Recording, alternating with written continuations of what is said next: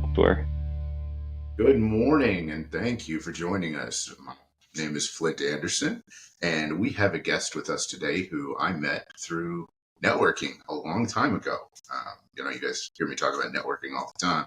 Well, he and I not only started working together and haven't done any very large projects together yet, but some stuff is coming, I'm sure.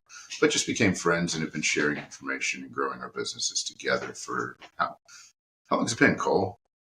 Year? It's been Year and a a half? it's been a year, yeah, at least a year.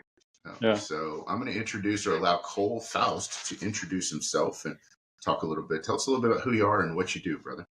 Yeah. So my name's Cole Faust. I am the SVP of AI and automations for Client Focused Media, where we just work with bleeding edge technologies. Sometimes it works, sometimes it doesn't. You got to go back to the drawing board.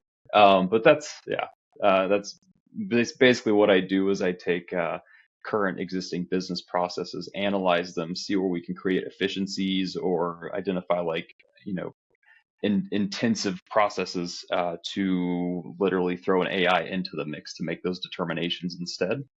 And in a nutshell, without getting too deep into the weeds, that's it. We Gotcha. also do TV, media, marketing. Sorry, I got to plug that in. So I was gonna ask and let you explain. One, you had a lot of letters at the beginning of your title, so explain to those of us who don't speak tech what that means, and tell us what Client Focused Media does, because I think that company is an insanely just cool company business plan the way they're set up. yeah. So AI and automation, essentially like it's what's a good analogy? Probably like a industrial revolution with assembly line machines, right? So you have a process and you do it like go home, you do your business cards, you follow up with an email, say, hey, it was great meeting you at this networking event, and then you add them to the CRM system. You hand jam it in. So an automation would be essentially you can scan the business card, it pulls the email address, sends them a follow-up email, and then pulls the rest of the information into your CRM system. That is an automation. An AI, whenever you have, like, let's say if we're analyzing someone's website, we manually go into the website, look at it all. AI, we could preface it and say, are the headshots within the last year we can read meta tags and so on, and have it make smart-ish determination. I wouldn't say smart, but it could make smart-ish determinations. So that's automation, AI, and you put them together, and I've found really cool solutions where I can use the AI and ask it a question in the middle of an automation and then have like a decision tree, if you will. Like, did this exist? Yes or no? If no, then take this route. And so didn't want to get too nerdy, but Client Focused Media as a whole, we do, we've got 33, 34 different shows right now. We do media marketing, like across the board, SEO, web design, logo design, blah, blah, blah, everything marketing. But let's get nerdy for a minute, because okay, let's get nerdy. One thing with AI and automations, and I'm going to ask you how you got started in getting into that. But before we go too far, just an observation, and I'm a little bit older than you. Started out in tech back in the dinosaur days when nobody knew what the hell was going on. It's almost like we've come full circle, because you talk about decision trees, and I have seen flowcharts, hand-drawn flowcharts with decision trees, and I haven't seen those in 30 plus years. That's the way computer programming originated back in the basic days in the Fortran. And back then we had to write the program in a flowchart, decision trees, and then you'd go in and you'd code it. Now that's changed and a lot more automated over the years. But now with AI, that's hyper automation and can make decisions on its own. We're back to using flowcharts again for business and system processes and things like that. Are you, I'm sure, did you study about that in the older, when you were coming up, as far as the origins of programming? I almost said the olden days. Back in the day. But have you seen anything else come full circle like that? I guess I haven't, because I was in the 90s. Kevin Mitnick was a big thing back then, I believe, and telephone freaking and all that. But I've not been in the technology world more than like 15 years, I would say. Well, So then you're gonna have to take my yeah, word for it. yeah, no, that's really cool. Like, because I mean, there are times I can't, off the top of my head, I can't, think of something, but had that full circle, like, hey, we've been here before, like a decade or so ago, and yeah, that's an interesting insight you have. And a lot of the charts, the decision trees relate to, in my industry anyway, relate to SOPs, which is what you were describing. Okay, you always do this the exact same way. How much of it do you actually need to touch? Now, Right. I'm gonna come back to that and talk about the human touch as opposed to the AI. But first, before we go into that, I'd like you to. How did you get there? Because your job sounds insanely fun. But what's your background? How did you? I'm assuming you didn't wake up when you were 7 and go, "I want to be an AI specialist who streamlines processes and development for a media company." Yeah. Yeah, no, it's it this path to now has been full of ADD. It's just I've been from one adventure to the next. Started out, when I was a teenager. I didn't exactly know what I was going to do, but I loved, video games. I loved, I'd had a programming class. I didn't really care for it, but long story short, I was exposed to it, and I knew technology was, it's the future. It's not going anywhere. Um, and so when I went into the military, did 8.5 years total. First 4 years, I was, air crew. I flew on P3s. I'm trying to make sure I don't say too much, but I used to do recon missions against drug cartels. And after, I would say, about 4 years of that, my scoliosis got worse and I got force converted. And they were like, what do you want to do? And while I was like looking through the list, I'm like, I had to pick something that translates well out into the real world, right? Because nobody's going to pay somebody to fly around and spy on people in America. It's just not how it works. So I figured cryptography would be a good path, and so I went. Uh, it's the second hardest school in all of the military. Like the attrition rate was crazy, but I survived it. And they teach you, how to hacking essentially. They teach you hacking fundamentals and so on. And then from there, I got into like digital forensics. I got into, reverse engineering malware. Yeah, and you don't have to know, you don't have to be able to program to reverse engineer something. You have to understand it. If that makes sense. It's kind of like I can kind of read Spanish. I can't regurgitate it and say it, but I can understand where, contextually where it's going by just by reading, I guess. Um, and so that's kind of just, it wasn't planned. I've just kind of gone where the technology's gone, and then went to another company. When I got out of the military, I went to a company and I was their security operations analyst there. I kind of took a lot of the Navy's processes and implemented them at this company, and sorry about that. Then we expanded it. Grew 3 or 4 analysts, and let's see. Then I just kind of plateaued there. So I started my own media marketing company ultimately, and got a really cool opportunity here. They're like, yeah, we're building as well, and your background in technology would be an amazing like enhancement. So it's very cool because there's no standardization, there's no frameworks. AI is growing so quickly that, I mean, yes, there are, IBM's trying to keep up with their like Watson. They came out with stuff to try to like audit any AI generations and all that, but it's literally just stacking AI on top of an AI and giving it parameters at that degree. So um, did I answer the question? I kind of, I guess I just went through like a quick little timeline. No, you did. You got to tell us how you transitioned from having your own business. Because I mean, when we met, you had just started. You just gotten out of the military, and you just Yeah, started. I think you were making movies at that yeah, yeah. time and So, working with folks. Talk I to us about that. okay. So while I was at Landstar, the economy got worse, and I was like, I need to pick up some side projects or something, right? And I plateaued there. Like I maxed out my paycheck, so it was, and I got a family. I got a family to feed, and we got things that we want to do before we get too old. And so, just being lazy was never been an option. So So I ended up I tried a few other business models. Yeah, and then ultimately was like, hey, maybe I can get into like filmmaking because I've always liked, media and social media is fascinating and so on. But started doing free work as a production assistant on people's film sets. And so that went from, let's see, I had a guy that I worked with at Landstar. He would have me in on his sets, and then I was introduced to another person that was like kind of, producing more than he was. So then I started doing free work on that guy's set. And then I was introduced to like a girl that was, she was number one in the competitions and all of Jacksonville. And I was like, holy crap, like I want to work on her film sets too. And so I started gaining a knowledge of how, film was done just by doing some free work. And I gained that experience, that knowledge.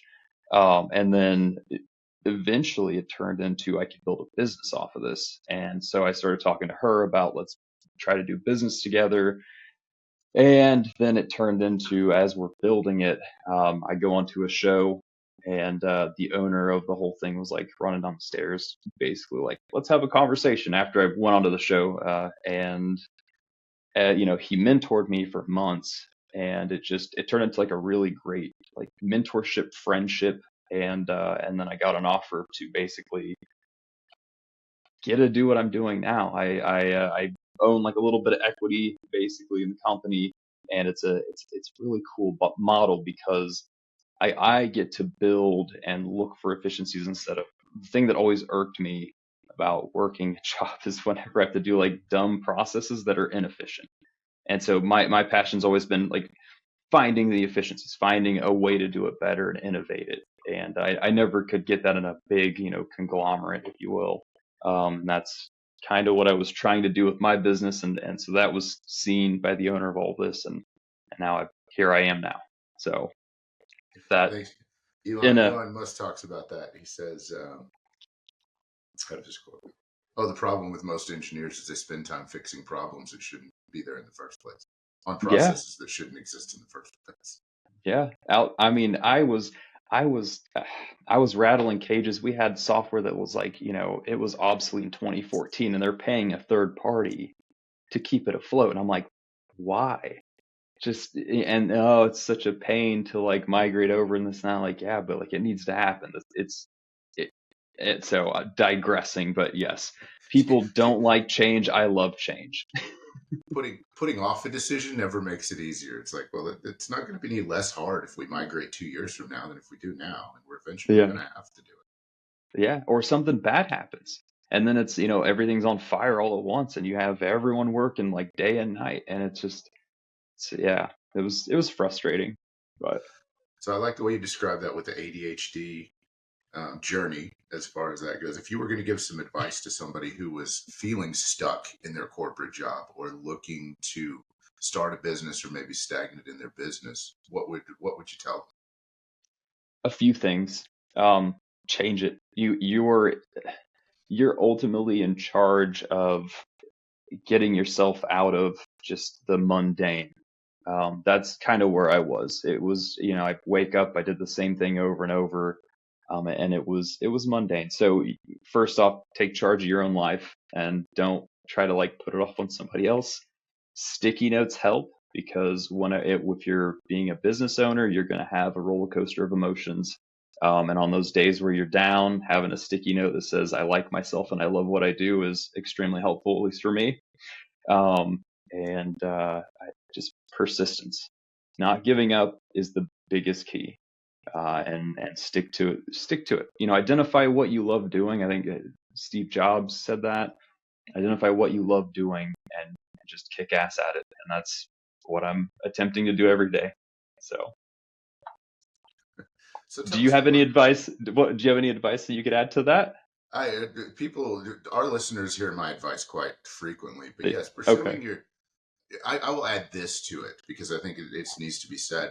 You went from a very rigid, structured corporate job, and I can relate to that very well. When back in the late '90s, the tech industry was a wild, wild west. It's the only job I've ever had that I Yeah. liked because it was so unstructured. As soon as the structure came in and things started going the way corporate does, I left and became an entrepreneur. So I can relate to that.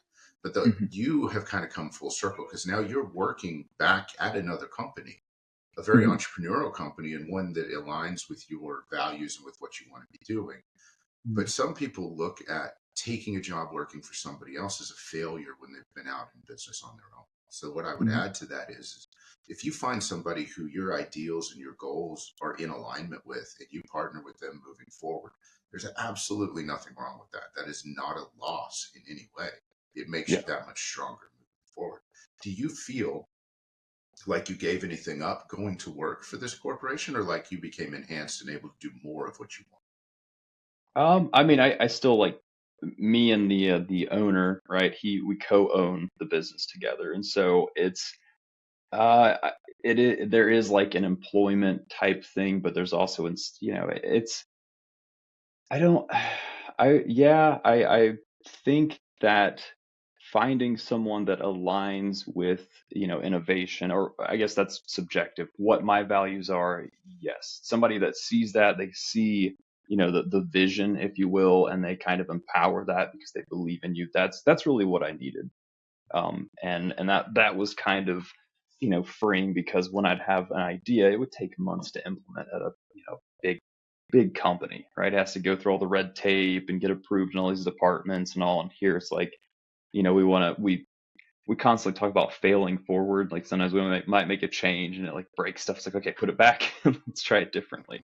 And I love that. I really like that because it's you don't have like a team of 50 people and I just type in like a line of code, put it all together. It's like I'm building the whole thing out, and it's like I'm very proud of when I do have something that is successful. Very proud of that. And it's a great feeling because that's a change that you've implemented, and I couldn't get that from a big company. So I yeah, I would say, yeah, find a person that you really resonate with. A lot of people are fine. The safety of having an employed job or being an employee, that is a factor. Like there are times where I'm like, crap, what, how am I gonna pay these bills that I have, and it's a roller coaster of emotions. So I totally get. I've done the corporate thing for a long time. Did the military thing for a while, and this um, yeah. Did I answer the question? Did I answer the question? No, there are no wrong answers. This is Hmm. sharing our story, and we're sharing Which different is, parts of it.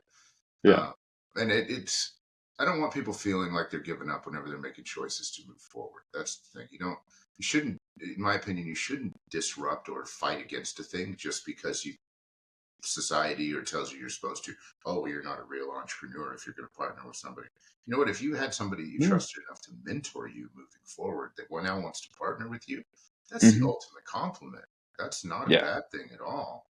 And you still get to pursue your dream and what you want to do. I don't think. And if you view it as learning, as like knowledge, and you're getting paid to learn, to like, learn a profession that, so for me, right, I have the guy, he's did 20 plus years, like built and sold multi-million dollar companies. I've never done that. And so to have his knowledge, and to see how he operates and all, it cuts out 20 years of me having to fail forward to maybe sell a multi-million dollar company. I get to learn all that. And that to me is, sometimes it's not about the money. It's about like learning the experiences from other people and learning what not to do, and just having the right people block and tackle for you, when you're trying to be successful. And I think his modus operandi is running up the stairs because he introduced himself to me the exact same way when you were giving me a tour. Yeah.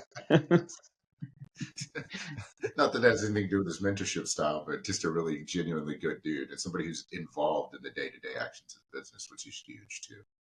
Yeah. Yeah. So, what are you, out of all of this stuff, and you've done a bunch of stuff over the years, what are you the most proud of?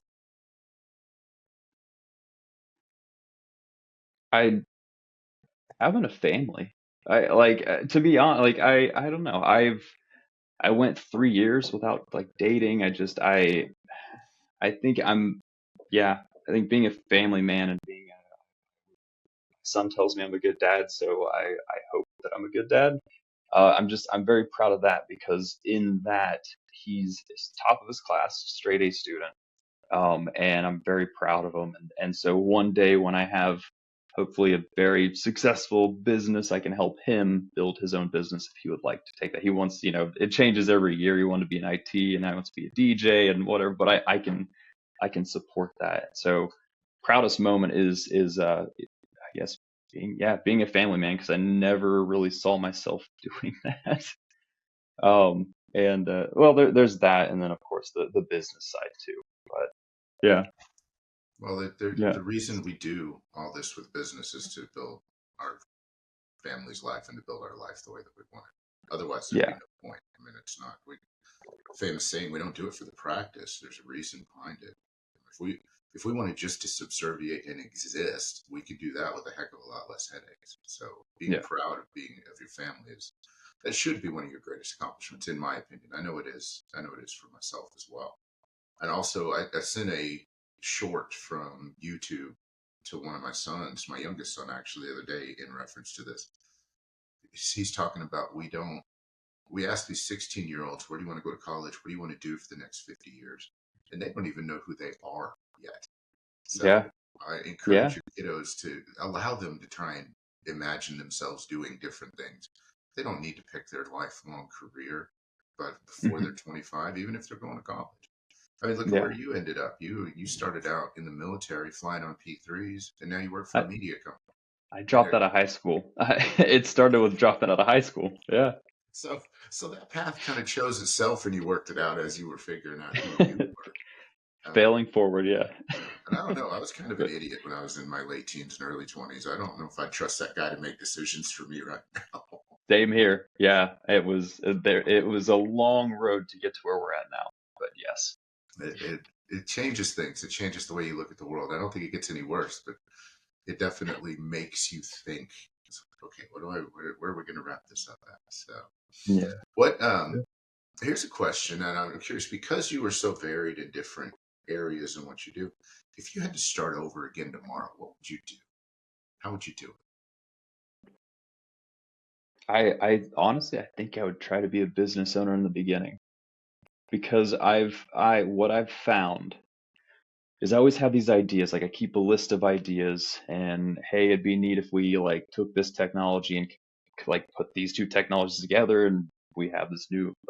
I have ideas like that constantly, and it was um I I've found that entrepreneurs and all are those people that always have like the visionary, kind of mentality on, hey, I could build this or I could sell this, I could do this and that.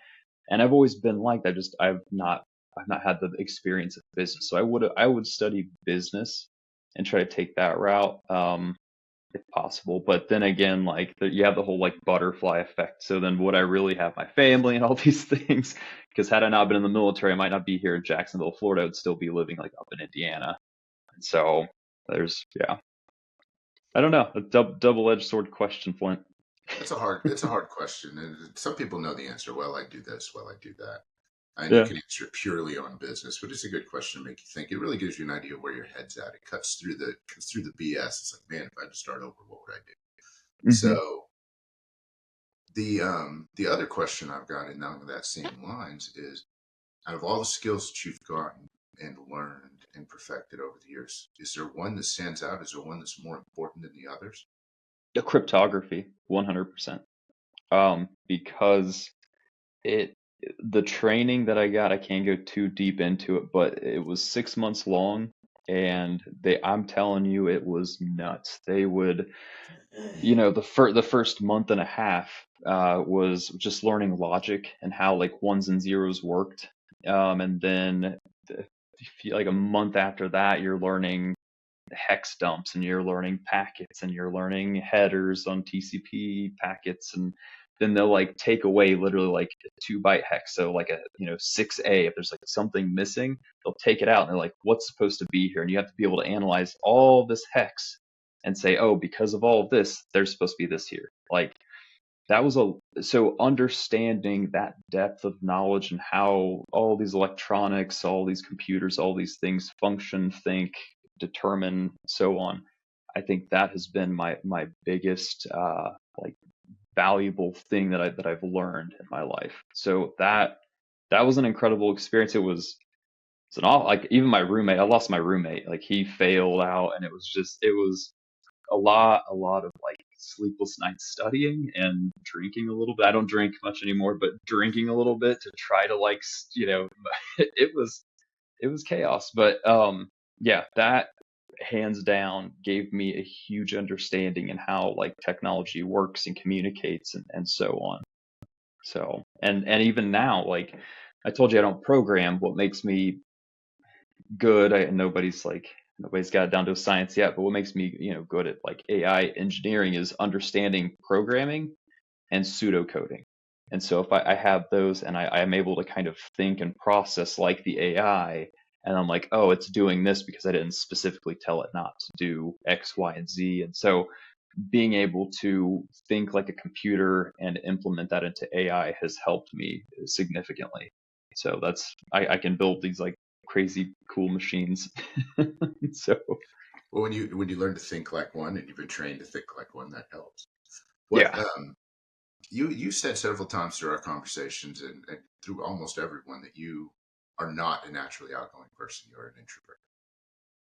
yeah, And given the field that I you're into, that kind of makes sense. yeah. What are the skills that you had to learn as you were growing your business and as you were working for others scared you the most or was the hardest for you? Networking. It was networking. It was all these people. Some of them have done it, and that's intimidating. It can be I'm here. I am little old me trying to build something, and then all these people that are like built and sold multi-million-dollar companies, and like that was intimidating. And you start finding out over time, just anybody listening, right? You start finding out over time that those people are the most like the really successful ones are typically the kindest people you'll ever meet. Typically, there's some like that are cutthroat, but I have met a lot of amazing, incredible people that they want innovation, they want all these things, and they know how to be a great leader, and give back to the community. And that's what I didn't realize when I was networking and I was like really scared. But to get past the introvertedness, I took like improv classes. I did like acting classes to try to just be comfortable in front of people, like all eyes on you, watching you try to act like somebody, or articulate something or whatever. That was a fear that I needed to get over. And so I took improv classes was a great thing to get past that. So And for those listeners out there that are not in our immediate North Florida area, this man took something he was afraid of and turned it into his biggest asset. He is in literally every networking circle I touch. yeah. Excuse me. Whereas I focus on networking, I show up. Oh, I got a guy you need to meet. Here, meet Cole. Oh, but also attacking something that you're afraid of and finding ways to that's very much a methodical, machine-driven approach to solving a problem. Mhm. Um, okay, I'm afraid of this. This is hard. This is challenging for me. What's the thing that I can do that'll make me the most uncomfortable to get over it? Well, I get up and be forced to act and be silly and do improv in front of people when I don't know Mhm. what I'm going to say, because your whole career was predicated on knowing what was coming next. Yeah. And you can't be afraid of because there's times where I tried the same approach. Like okay, I have a huge fear of mosquitoes and needles. The thought of things in my skin, ugh. And for years I would go give blood. I was trying to get over that fear. I still have it to this day. I just gave blood and my palms were sweating every single time. I'd never got over that one. So some things unfortunately I can't change, but yeah, yeah. Just try to, like you said, try to anything that intimidates you or whatnot. Try to just, guess, find the courage to face it head on. And if you fail after so many attempts, okay, at least you tried, and you've learned something about yourself. So And you're probably not as afraid of it anymore. You may still not like it, but you've established the fact like, okay, I don't like that, but it doesn't control me. yeah, yeah. So, also, probably don't want to get covered in tattoos if you have an issue with needles. I know. Yeah. And it's like, why my wife, we live in Florida and she's like, we're never moving up north. And I'm like, oh, there's so many mosquitoes here though. So it's a constant battle, but yeah, it's Well, all there are good. some mosquitoes up north too. They're just not quite as bad. Yeah. Oh yeah. So These what? here are like crazy. Anyways, sorry. What's next? What's next on your agenda? Do you have anything exciting coming up that you want to talk about? Anything you want to promote, or just what are you looking at moving forward into 2025? I mean, we're expanding the company, and so we've basically got all of our processes. 2024 was the big rebuild. Now 2025 is where we're doing like kind of all the fun stuff. Gonna help build. I don't want to say too much, but I've got people that have reached out and they're like, "Hey, can you help us with, you know, promoting like cancer research for a certain cause?" And so like we're building them a TV show, and I get to help host and co-host different segments like that. And so I think this 2025 is going to be just where we start blowing up and building stuff out because we got all the back end processes pretty much down to a science.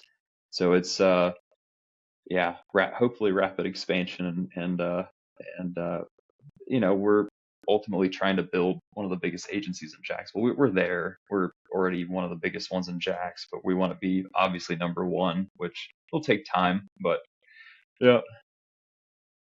If and I'll leave it with this because man, our time is going by very quickly. If somebody were to need your services, how would they know? Because I'm assuming people that have businesses that wake up and go, "Well, I need to go hire a marketer today, or I need a marketing service." What are some key triggers or KPIs that people need to look at and say, okay, maybe it's time to take that next step for growth? How would they be able to identify that?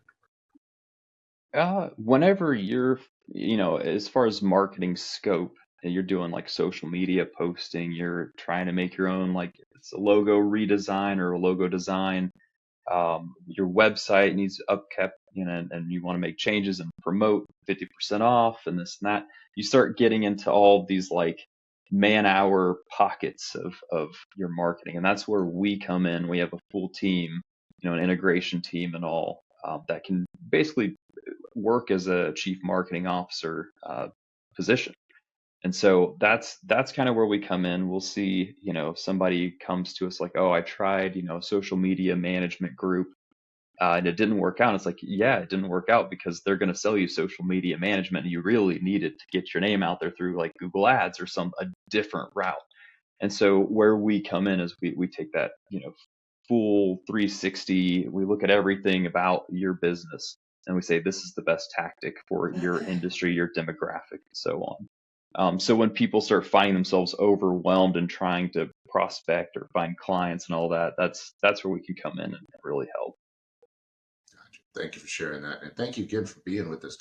Is there any advice that you would leave prospective entrepreneurs with as a closing thought? Oh, keep kicking ass.